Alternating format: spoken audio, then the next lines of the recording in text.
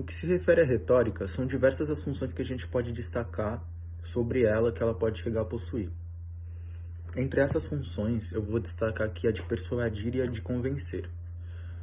Mediante raciocínios e exemplos, o orador, o emissor, vai procurar convencer o receptor da postura que ele está defendendo.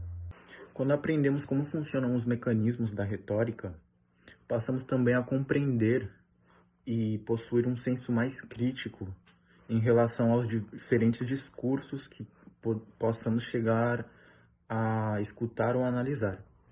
Isso se deve também à função pedagógica que a retórica possui, mediante a qual, a partir da arte de se fazer compreender mediante o discurso ou a oratória, o ouvinte aprende. E a partir do posicionamento do orador, o que vem a ser chamado de ethos, e da exploração das tendências emocionais dos ouvintes, ou também chamado de patos, é feita a persuasão. A persuasão não estaria sendo nada mais nada menos do que uma busca do orador, do emissor, de argumentar mediante uma apelação ao lado emocional do ouvinte, para dessa forma convencê-lo de sua postura defendida. O sistema retórico é dividido em 4 fases, sendo necessário que o interlocutor utilize essas fases para conter um bom texto ou uma boa fala. Essas 4 partes são divididas em invenção, elocução, disposição e ação. A parte da invenção é quando você vai atrás de argumentos, de ideias, coloca no papel para ver o que vai ser necessário usar ali. A disposição é quando você vai selecionar e organizar as suas ideias, é quando você vai descartar ou acrescentar mais coisas. Esse é o momento ali da organização.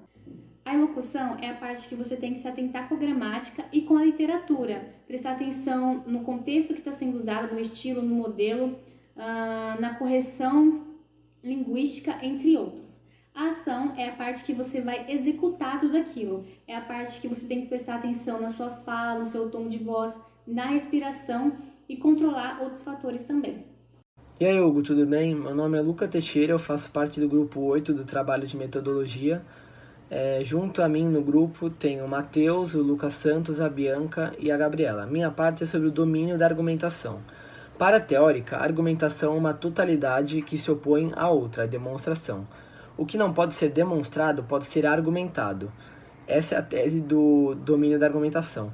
E tem uma série de tipos de argumentação, como a argumentação jurídica, argumentação matemática, argumentação científica. Então, possui uma série de argumentações para argumentar em vez de demonstrar. Então, o que não pode ser demonstrado pode ser argumentado, como diz o domínio da argumentação. E eu estava lendo a segunda parte do livro, que a minha parte era o capítulo 7.3, capítulo 7, parte 7.3 da segunda parte do livro. E lá estava escrito que a argumentação ela possui 5 características. Ela era direcionada a um auditório, ela era expressa em língua natural, suas premissas eram verossímeis, ou seja, elas eram aceitáveis, mas nem sempre verdadeiras, porque é uma premissa, então você não tem como provar. Sua progressão dependia do orador e suas conclusões eram sempre contestáveis.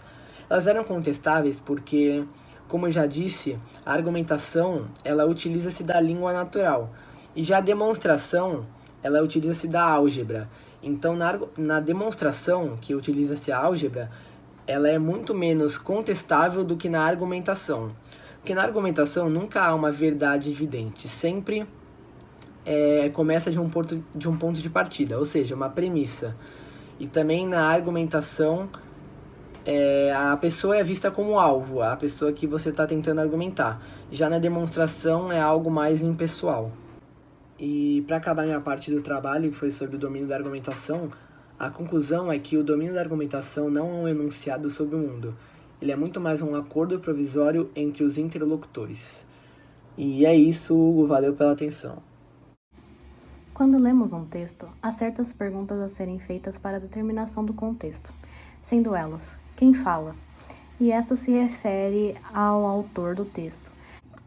Assim, alguns textos só podem ser compreendidos quando entendemos melhor outras obras do autor e para esclarecer assim suas afirmações. A segunda pergunta seria a época em que se fala. Esta é uma pergunta importante também para determinar filosofias e ideologias a qual o texto se refere e para entender melhor o contexto no qual foi pensado. Outra pergunta seria contra quem se fala. E essa é uma parte do discurso essencial, pois necessita ser persuasiva para que o leitor acredite na sua tese e não na tese contrária. Outra parte importante de um texto é o porquê.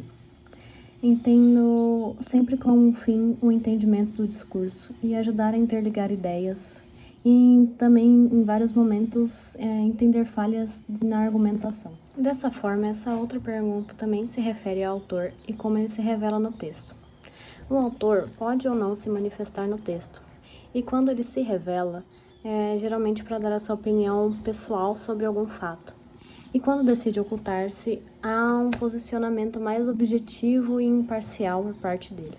Mais uma das partes que compõem o texto seria o seu estilo literário, que se dá pelo seu conteúdo e gênero e diz respeito sobre os seus pensamentos, tendo como exemplos a apologia e a fábula. Todo texto precisa de argumentos, e há dois tipos de argumentação. Uma com base nos exemplos, que podem ser bem persuasivas, porém frágeis logicamente, e as etimemas, que apresentam mais solidez em seus conhecimentos, mas podem ser questionadas com base na argumentação. Há também textos que se apoiam em outros textos, como fazendo citações ou por fórmulas, que são frases já prontas, como provérbios e slogans, para embasar melhor a argumentação. Isto é chamado de intratextualidade. Assim, a última pergunta que deve ser levada em conta é para quem se fala. E nessa parte do discurso é importante compreender para qual auditório se fala, levando em conta suas características, competências e ideologias. Dessa forma, o discurso deve estar minimamente de acordo com o público abordado e se valendo de fatos e seus valores para a argumentação. Olá, meu nome é Lucas Santos, sou do grupo 8, trabalho de metodologia. Fiquei encarregado pelo tópico 8.2, cujo tema é identificação dos argumentos. Para o autor, é muito claro, existem 4 tipos de argumentos: os quase lógicos, os que se fundam na estrutura do real, os que fundam a estrutura real e os que dissociam uma noção, né? Vamos começar pelos argumentos quase lógicos, que eles seguem um padrão de raciocínio, porém eles acabam ocultando, de uma certa forma, suas contradições e incompatibilidades. Neste grupo a gente pode colocar a réplica, que ela está com uma regra, tornando sua incompatibilidade evidente, né? A reciprocidade, que equipara dois seres ou duas situações e acaba mostrando expressões correlatas, né? A transitividade também, por exemplo, se A é igual a B e B é igual a C, A é igual a C, né? Utilizando os princípios matemáticos. E da inclusão, né? Que é a subordinação da parte ao todo.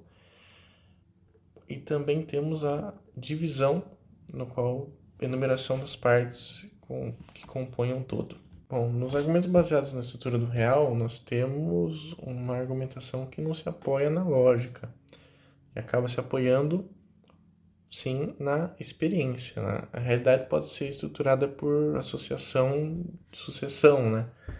Que seria argumentação baseada em fenômenos do mesmo ou por associação de coexistência, né? Um argumento baseado em elementos pertencentes a diferentes níveis, por exemplo, o de autoridades. Bom, e nos argumentos que fundamentam a estrutura real, que não são baseados nem na lógica e nem nas experiências, e sim na criação de realidades.